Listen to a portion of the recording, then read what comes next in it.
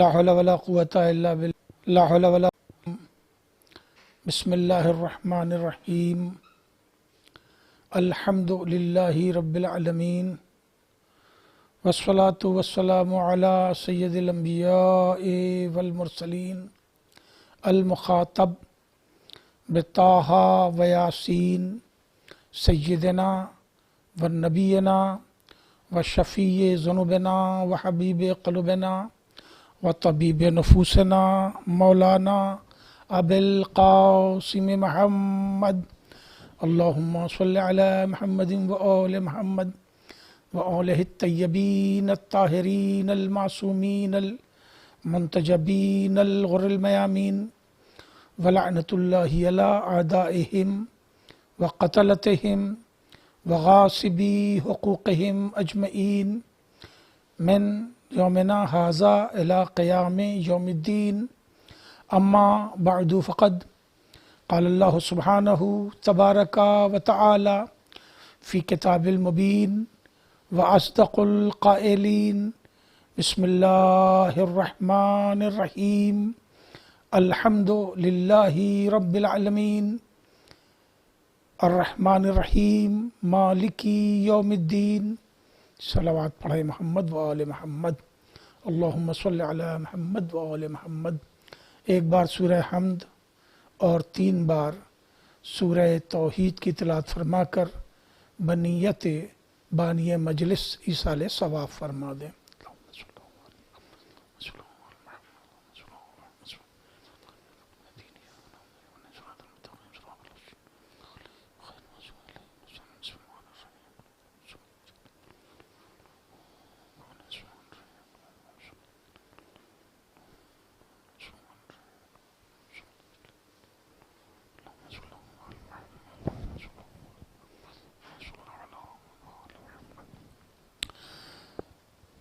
سامعین و ناظرین کرام، یہ ماہ صیام انتہائی مبارک مہینہ اور زمانہ کورونا وائرس کا ظاہر ہے کہ یہ عبادتوں کا مہینہ کہ جب مسجدیں چھلکتی رہتی تھیں، عبادتوں پہ عبادتیں ہوتی تھیں، تلاوتیں ہوتی تھیں، مگر اس وقت تمام کے تمام لوگ کورونا وائرس کی وجہ سے اپنے اپنے گھر میں عبادتیں کر رہے ہیں۔ ظاہر ہے کہ ایسے میں مجالس کی عبادت بھی آپ کو اپنے گھر میں رہ کے ہی آن لائن ہی کرنی ہے، آپ کو سماعت کرنے کی ذمہ داری نبھانی ہے، مجھے خطاب کرنے کی ذمہ داری نبھانی ہے۔ کورونا وائرس کے سلسلے سے ایک جملہ ضرور عرض کر دوں، پھر آگے بڑھنا چاہوں گا کہ قرآن نے کھل کے کہا ہے لا تلقوا بأیدیکم الی التہلکہ، اپنے آپ کو اپنے ہاتھوں سے ہلاکت میں نہ ڈالو۔ اب نہ جانے کیوں لوگ اس بات کو نہیں سمجھ رہے ہیں اور خود اپنے کو ہلاکت کی طرف لے کے جا رہے ہیں اور پریشانیاں ہو رہی ہیں۔ ہر آدمی کو چاہیے کہ وہ ہلاکت سے بچے اور دوسروں کو بچائے۔ ایک بات اور بھی کہنا ضروری ہے کہ یہ جو سلوگن دے دیا گیا ماسک پہنو اپنے کو بچاؤ اپنے کو بچاؤ، تو لوگ اپنے کو بچاؤ کے بجائے اگر یہ کہا جاتا کہ دوسرے کو بچاؤ تو شاید یہ بات زیادہ اچھی ہوتی کہ اس وقت ضرورت اپنے کو بچاؤ نہیں، دوسرے کو بچاؤ۔ ہر انسان اگر دوسرے کو بچانا شروع کر دے تو یہ بیماری بہت سے جلد کنٹرول ہو سکتی ہے۔ آدمی دوسرے کو نہیں بچا رہا ہے تو خود بھی نہیں بچ پا رہا ہے۔ بہرحال یہ آیہ کریمہ کی جسے میں نے عنوان کلام قرار دیا ہے، قرآن مجید کے بالکل ابتدا کے سورہ حمد کی پہلی اور دوسری اور تیسری آیت، بڑا خوبصورت ارشاد ہے۔ بسم اللہ الرحمن الرحیم الحمد للہ رب العالمین، ساری تعریفیں ہیں اس اللہ کی جو عالمین کا رب ہے، مقام توجہ ہے۔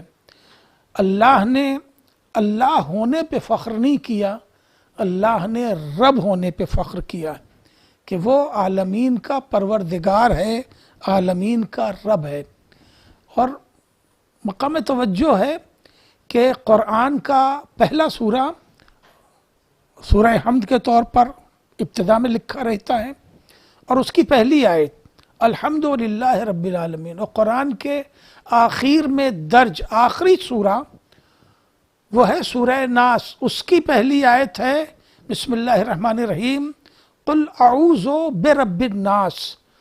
میرے نبی آپ کہیے کہ میں پناہ چاہتا ہوں لوگوں کے، انسانوں کے رب سے، یعنی پہلی آیت بھی رب ہے اور قرآن کی آخری آیت بھی رب ہے، یعنی آخری سورے کی پہلی آیت بھی رب اور پہلے درج سورے کی بھی پہلی آیت رب ہے، یعنی پورا قرآن دو اعلان ربوبیت کے درمیان ہے، اور پروردگار عالم اپنی ربوبیت ہی پہ ناز کر رہا ہے۔ ہر انسان کو چاہیے کہ اس کی ربوبیت کو محسوس کرے۔ پروردگار عالم نے انسانوں میں جب مومنین سے عبادت کا مطالبہ کیا، یوں تو آیت ہے وَمَا خَلَقْتُ الْجِنَّ وَالْإِنسَ إِلَّا لِيَعْبُدُونَ، ہم نے جناتوں اور انسانوں کو نہیں پیدا کیا مگر یہ کہ عبادت کے لیے۔ تو یہاں لفظ انس ہے یعنی انسانوں کو، لیکن جب مومنین سے مطالبہ کیا تو کیا خوبصورت آیت ہے وَقَضَىٰ رَبُّكَ أَن لَا تَعْبُدُوا إِلَّا إِيَّاهُ وَبِالْوَالِدَيْنِ إِحْسَانًا۔ دیکھو تمہارے پروردگار عالم کا کھلا ہوا حکم اور آخری فیصلہ ہے کہ اپنے رب کے علاوہ کسی کی عبادت نہ کرنا، وَبِالْوَالِدَيْنِ إِحْسَانًا، اور اپنے پروردگار کے ساتھ حسن سلوک سے پیش آنا۔ یہ مہینہ ماہ مبارک کا، اس میں اپنے لیے بھی عبادت کیجئے اور اپنے مرحومین ماں باپ کے لیے بھی عبادت کیجئے، اپنے لیے بھی استغفار کیجئے اور اپنے مرحومین اعزاء کے لیے بھی استغفار کیجئے، اپنے لیے بھی دعا کیجئے اور اپنے مرحومین اعزاء کے لیے بھی دعا کیجئے۔ ہر طرح کے ایصال ثواب کا یہ مہینہ ہے، صدقات کا مہینہ ہے، خیرات کا مہینہ ہے، تمام عبادتیں ہر طرح کی اس مہینے میں جمع ہیں۔ میں گزارش کر رہا تھا کہ پروردگار عالم نے جو ناز فرمایا ہے وہ اپنے رب ہونے پر۔ اب آپ ذرا انبیاء کی دعائیں ملاحظہ فرما لیں تو انبیاء نے بھی جو دعائیں کی ہیں وہ اس کی ربوبیت کے واسطے سے دعائیں کی ہیں۔ مثلا جسے اولاد چاہیے تھی اس نے بھی دعا کی تو کہا رب لا تذرنی فردوں وانت خیر الوارثین۔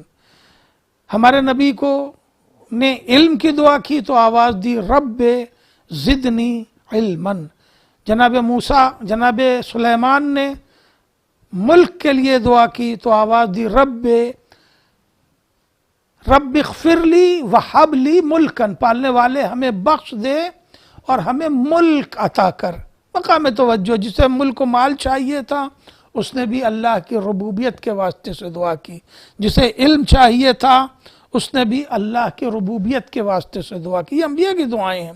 جسے اولاد چاہیے تھی اس نے بھی اللہ کی ربوبیت کے واسطے سے دعا کی، اور اللہ نے جو فخر فرمایا، جو ناز فرمایا وہ یہی کہ ساری تعریفیں ہیں اس اللہ کے لیے جو عالمین کا رب ہے، عالمین کا پروردگار ہے، اور بندے سے بھی پروردگار مانگ رہا ہے، حکم دے رہا ہے۔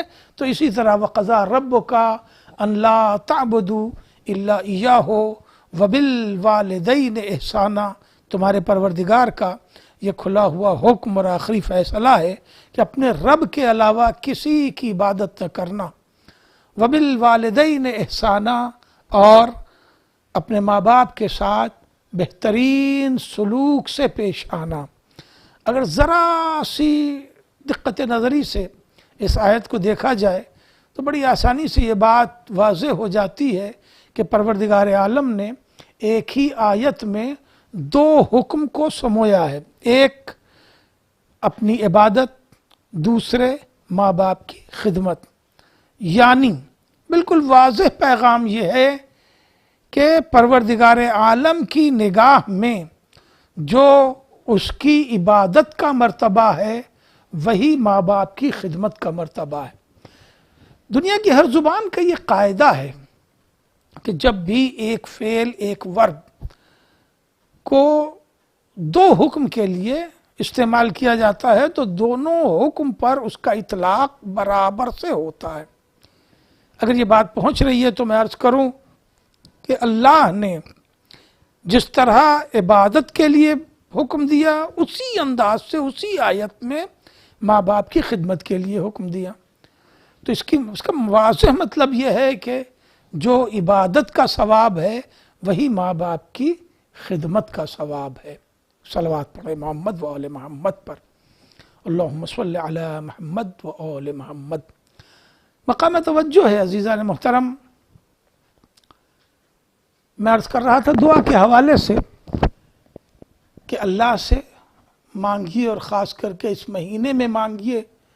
پہلی دعا تو ابھی یہی مانگیے کہ اللہ اس عالمی وبا سے نجات دے، مومنین کو، انسانیت کو نجات دے، اور یہ جو بدلتی ہوئی دنیا ہے اس میں مومنین کو خصوصاً راحت دے اور انسانیت کو پناہ عطا کرے۔ ظاہر ہے کہ ظلم اس قدر ہو چکا تھا کائنات میں کہ اسے یقیناً اس مرحلے سے گزرنا ہی تھا۔ جہاں اس مصیبت کے لیے دعا کیجیے، وہیں اپنے مرحومین، اپنے اعزاء اور اپنے ماں باپ کے لیے دعا کیجیے۔ اس کی ربوبیت کو پکاریے، اس لیے کہ تو آواز دے رہا ہے، میرے بندے مجھے پکار، ادعونی استجب لکم، میرے بندے تو مجھے پکار تو صحیح تاکہ میں جواب دوں۔ وہ عطا کرنے کے لیے تیار ہے، بس شرط یہ ہے کہ ہم اسے پکاریں جو پکارنے کا حق ہے۔ ارشاد ہوتا ہے الحمدللہ رب العالمین، ساری تعریفیں ہیں اس اللہ کے لیے جو عالمین کا رب ہے۔ اور لطف یہ ہے کہ فوراً دوسری آیت آئی الرحمن الرحیم، رحمان ہے وہ ذات اور رحیم ہے وہ ذات، یعنی قدرت نے آواز دی کہ اس کی ربوبیت رحمانیت اور رحیمیت والی ہے، قہاریت اور جباریت والی نہیں ہے۔ مقام توجہ ہے، اس نے اپنے رب ہونے کا اعلان کیا تو فوراً پھر رحمان اور رحیم ہونے کا اعلان کیا ہے، قہار و جبار ہونے کا اعلان نہیں کیا۔ یعنی وہ رب ہے تو رحمان رب ہے، رب ہے تو رحیم رب ہے۔ اب بھی نہ انسان اسے پکارے گا تو کب پکارے گا، مگر اسی کے ساتھ پھر حکم ہوا مالک یوم الدین، وہ قیامت کے دن کا مالک ہے۔ یعنی اس سے مانگنے کے بعد، لینے کے بعد اسے فراموش نہ کر دینا۔ قرآن نے متعدد مقامات پر اس کا ذکر کیا ہے کہ انسان بڑا ظالم ہے، انسان بڑا ناشکرہ ہے۔ وہ موضوع نہیں ہے کہ میں عرض کروں کہ قرآن نے کب کب انسان کو ناشکرہ کہا ہے، مگر یہاں ضرور توجہ کرنے کی بات ہے کہ پروردگار عالم نے کہا میں رب ہوں اور رحمان رب ہوں، رحیم رب ہوں، مگر ہم سے لے لینے کے بعد ہماری نعمتوں کو فراموش نہ کر دینا، کفران نعمت نہ کرنا۔ یہ خیال رکھنا کہ میں قیامت کے دن کا بھی مالک ہوں، میں نے تمہیں عطا کیا ہے تو میں تم سے تمہارا حساب و کتاب بھی لوں گا۔ اور پھر اس کے بعد اگر لطف اٹھائیں تو میں عرض کروں کہ عجیب منزل ہے، مالک یوم الدین کے بعد آیت کا رخ ایک دم سے بدلتا ہے، ایاک نعبد و ایاک نستعین۔ دیکھیں سورہ شروع کہاں سے ہوا؟ سورہ شروع ہوا اس کی اپنی تعریف سے، آپ نے اس کی تعریف کی، الحمدللہ رب العالمین، ساری تعریفیں ہیں اس اللہ کے لیے کہ جو عالمین کا رب ہے، اس اللہ کے لیے جو عالمین کا پروردگار ہے، وہ رحمان ہے، وہ رحیم ہے، اور وہی قیامت کے دن کا مالک ہے۔ دیکھیں بات ابھی وہ اور اس میں ہو رہی ہے، مگر جب بندہ اپنے پروردگار کی اتنی تعریف کرتا ہے، اتنی حمد کرتا ہے کہ وہ رحمان ہے، وہ رحیم ہے، وہ مالک ہے، وہ رب ہے، وہ اللہ ہے، تو قدرت اپنے بندے کو اتنا قریب کر لیتی ہے، اتنا قریب کر لیتی ہے کہ لہجہ بدل جاتا ہے، اور اب آیت آتی ایاک نعبد و ایاک نستعین، ہم تیری ہی عبادت کرتے ہیں اور تجھ سے ہی مدد چاہتے ہیں۔ یعنی وہ بات جو وہ اور اس میں ہو رہی تھی اب وہ آپ اور تو میں ہو گئی. اللہ نے اپنے بندے کو اتنا قریب کر لیا. آواز دی ایاکا نعبد و ایاکا نستعین، پالنے والے ہم تیری ہی عبادت کرتے ہیں اور تجھ سے ہی مدد چاہتے ہیں. عزیزو، اب سوال یہ پیدا ہوتا ہے کہ ہم تیری ہی عبادت کرتے ہیں. ایاکا نعبد و ایاکا نستعین، ہم تیری ہی عبادت کرتے ہیں اور تجھ سے ہی مدد چاہتے ہیں.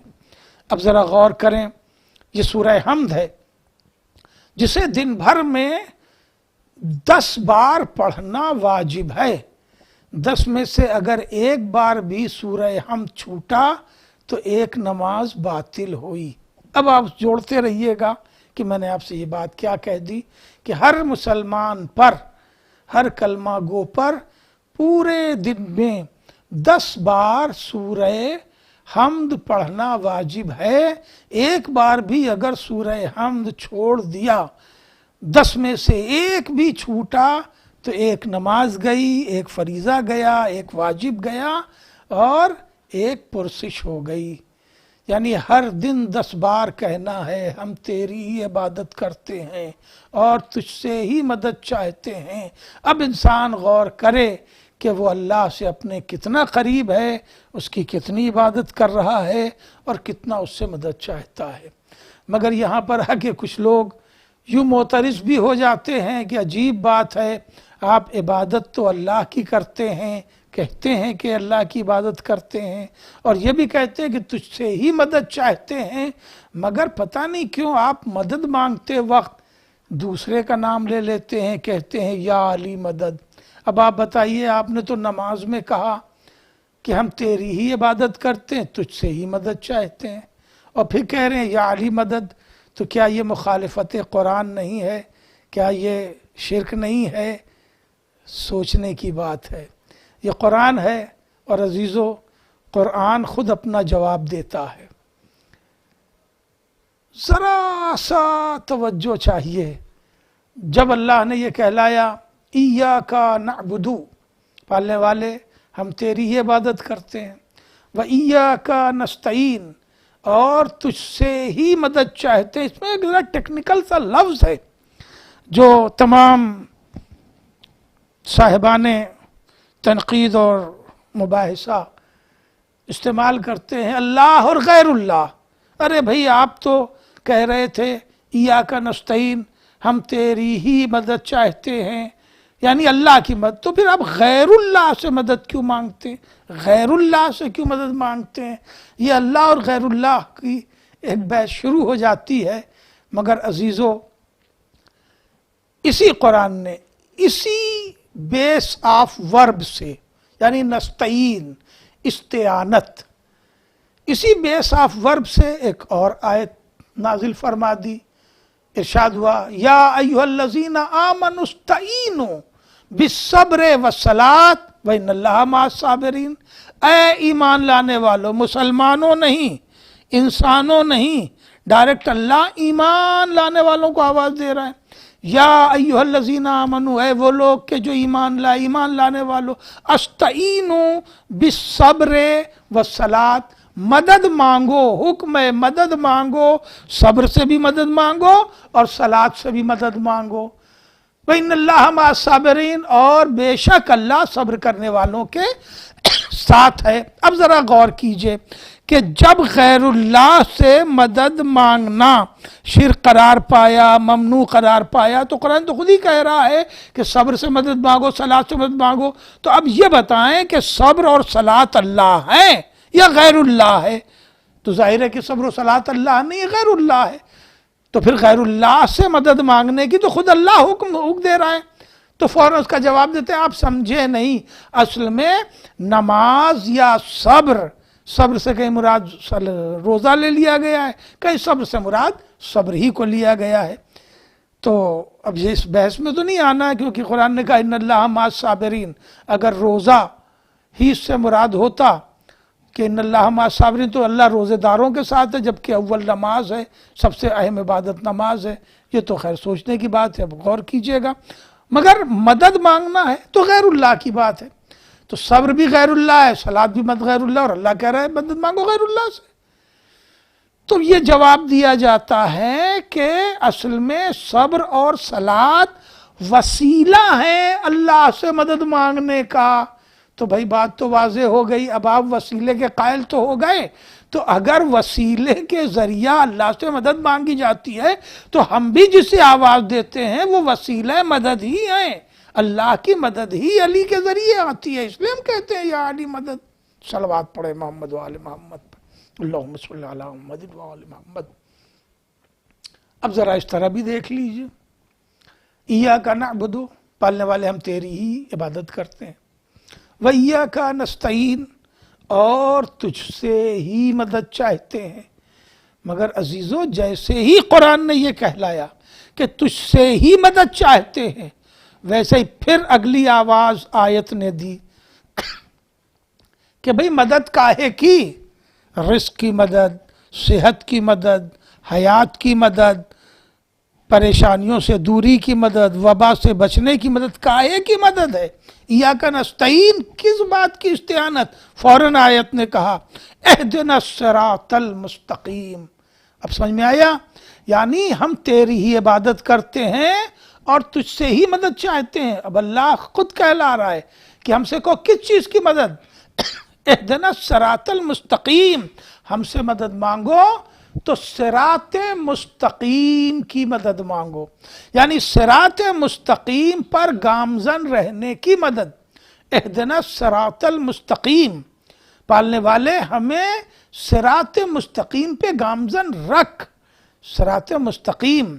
تو ہم اللہ سے مدد مانگتے ہیں صراط مستقیم کی مدد، رزق کی مدد نہیں، کھانے کی مدد نہیں، ٹھوکر پہ مدد نہیں، صراط مستقیم کی مدد۔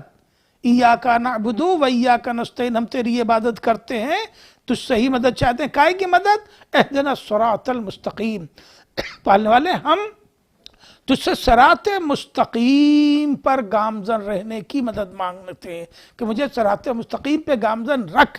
اب صراط مستقیم کو بھی اللہ نے تشنا نہیں چھوڑا، اسے بھی واضح کر دیا کہ بھئی صراط مستقیم پر گامزن رہنے کی مدد۔ صراط مستقیم کیا ہے؟ صراط الذین انعمت علیہم۔ دیکھیں ساری لفظیں ڈیفائن کرتے جا رہی ہے قدرت قرآن میں، ساری لفظیں۔ استعانت کس بات کی؟ صراط کی۔ صراط کون سا؟ اہدنا الصراط المستقیم، ہمیں گامزن رکھ صراط مستقیم پر، کاہے کی؟ کون سے صراط؟ صراط الذین انعمت علیہم، وہ راستہ کہ جس کے اوپر تیری نعمتیں نازل ہوئی ہیں۔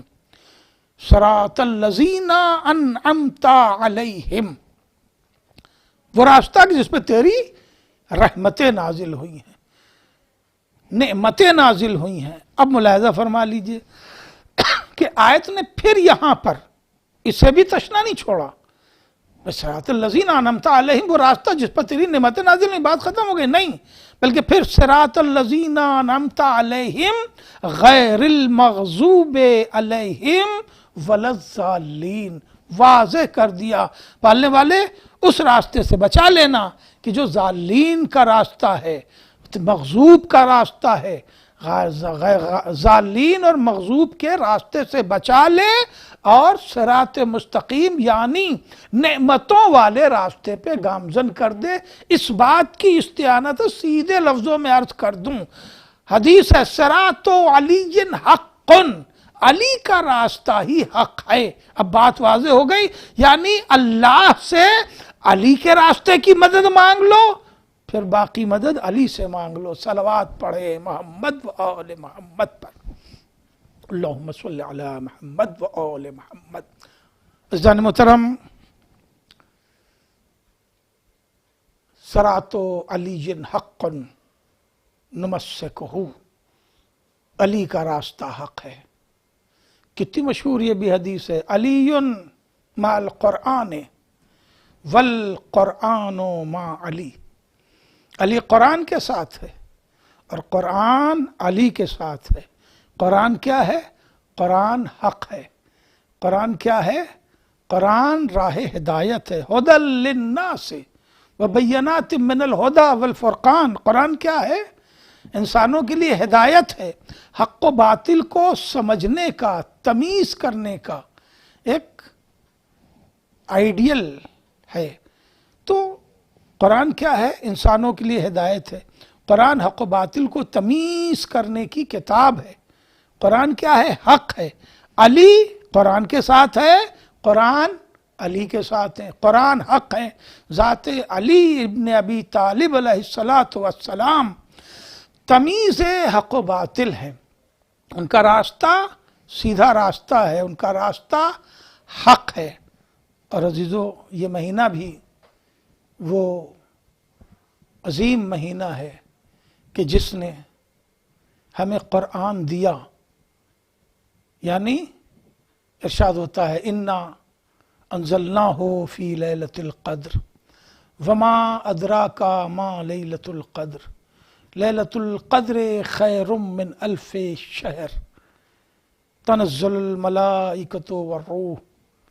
یہ وہ مہینہ ہے کہ جس میں قدر کی راتیں ہیں، یہ ماہ رمضان جس میں نزول قرآن ہوتا ہے، یہ وہ عظیم رات، وما ادراک ما لیلۃ القدر، تم سمجھ ہی نہیں سکتے کہ لیلۃ القدر کیا ہے۔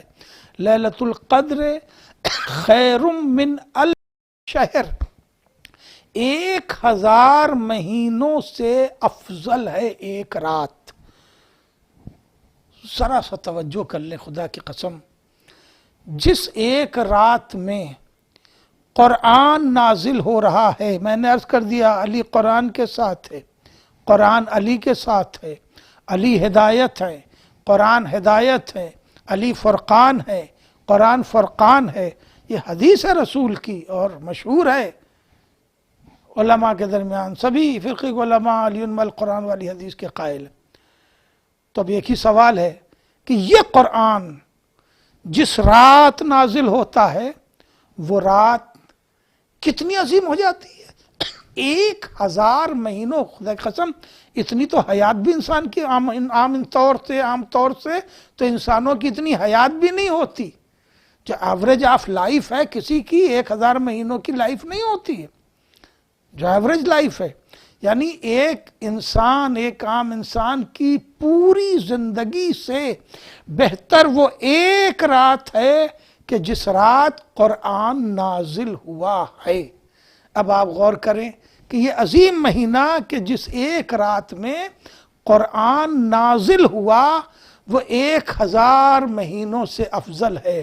اب انصاف کیجئے، جملہ بس یہ آخری اور اسی منزل تک آپ کو لانا تھا کہ اگر وہ عظیم قرآن علی کے ساتھ، علی قرآن کے ساتھ، علی ہدایت، قرآن ہدایت، علی فرقان، قرآن فرقان، اگر قرآن نازل ہو تو وہ 1000 مہینوں سے افضل رات ہو، وہ رات کتنی بھیانک ہوگی جس رات کہ ہم سے قرآن چھین لیا گیا۔ اسی مہینے میں ہمیں قرآن ملا بھی ہے کہ قرآن نازل بھی ہوا، مگر یہی وہ مہینہ بھی ہے کہ جب امت سے قرآن چھین لیا گیا علی کی شکل میں، کہ 18 کا دن گزرا، 19 کی صبح آئی، شب قدر کی ایک وہ بھی رات تھی، وہ بھی شب قدر کی راتوں میں سے ایک رات ہے کہ ہم سے ہمارا امام چھیننے کی سازش کر دی گئی اور امام کے سر پر سخت ترین ضربت لگائی گئی۔ امام 3 دن تک عجیب عالم میں گزارتے رہے، زخمی سر لیے ہوئے۔ عزیزو، اللہ اکبر، کتنا عجیب منظر ہے کہ جب مولائے کائنات کو لوگ لے کے گلیم میں لپیٹ کے گھر کی طرف جا رہے تھے، جس نے مسجد کوفہ دیکھی ہے اس نے ضرور زیارت کی ہوگی کہ مولا کا گھر کتنی دور ہے۔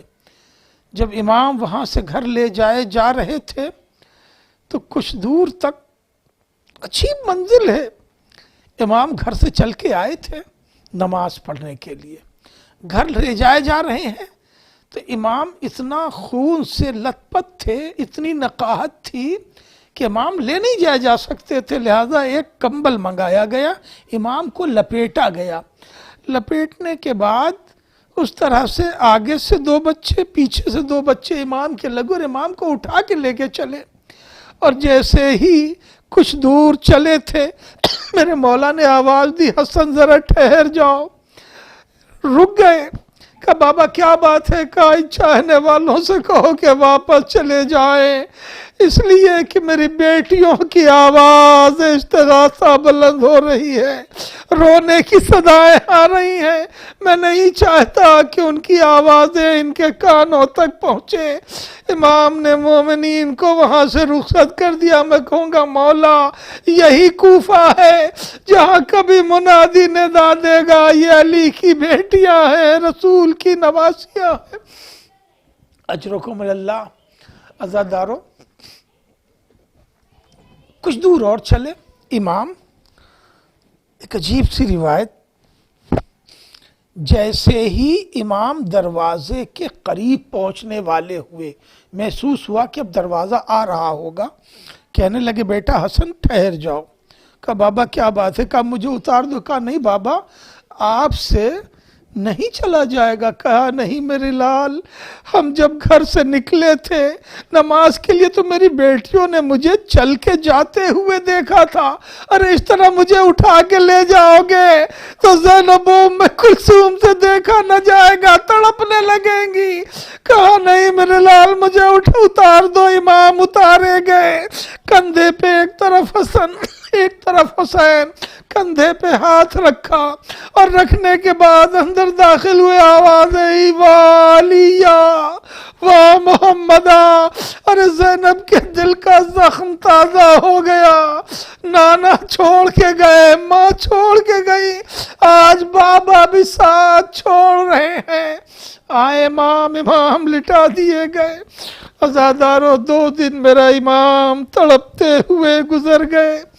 2 दिन और गुजरने के बाद फिर वही एक शब-ए कद्र आई, मगर ये कैसी शब-ए कद्र के हमसे कुरान छीना जा रहा है, एक कुरान नाजिल हो रहा है।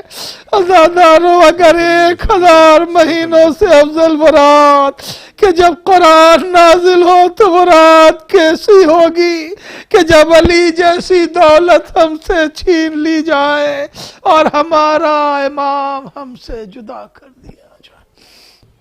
अला लअनतुल्लाहि अलल कौमिस ज़ालिमीन वसियअलमुल लज़ीना ज़लमू अय्यमन क़लबिन जनक़लिबू व इन्ना लिल्लाहि व इन्ना इलैहि राजिऊन।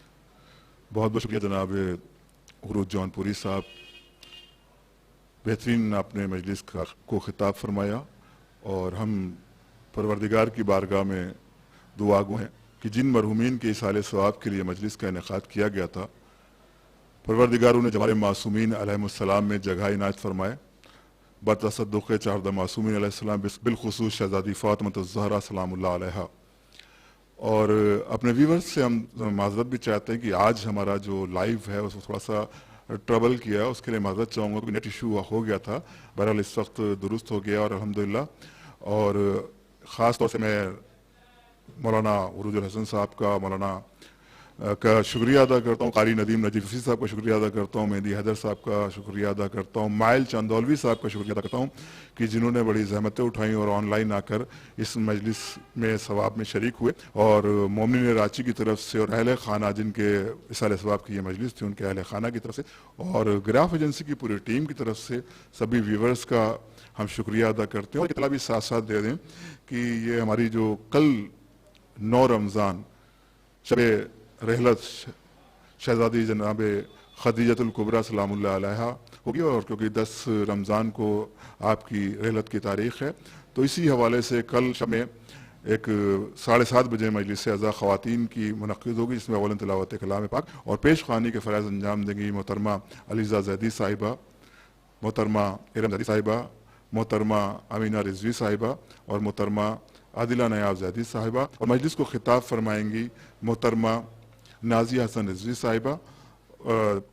اور اس کے بعد 9 بجے ایک لائیو مجلس کا انعقاد برائے سارے ثواب کیا جائے گا.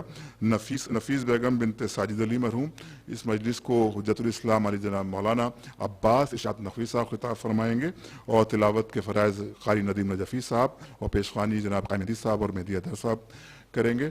تو ہم آپ کو ان پروگراموں کے علاوہ اور اطلاع دے دیں کہ ہمارا 13 تاریخ کو ایک پروگرام لائیو جشن نشر ہوگا، اور 14 تاریخ کو ہمارا جشن امام حسن علیہ السلام کے حوالے سے بھی جشن منعقد ہوگا. اور سبھی ویورز کا شکریہ ادا کرتے ہیں، اور اپنی ٹیکنیکل ٹیم میں جناب راہل سنگھ چوہان کا، مہدی حیدر صاحب کا، یوسف علی کا اور سونو صاحب کا شکریہ ادا کرتے ہیں کہ ان کی بڑی مشقتیں رہیں جس طرح سے یہ پروگرام اب تک لائیو نشر ہوتا رہا.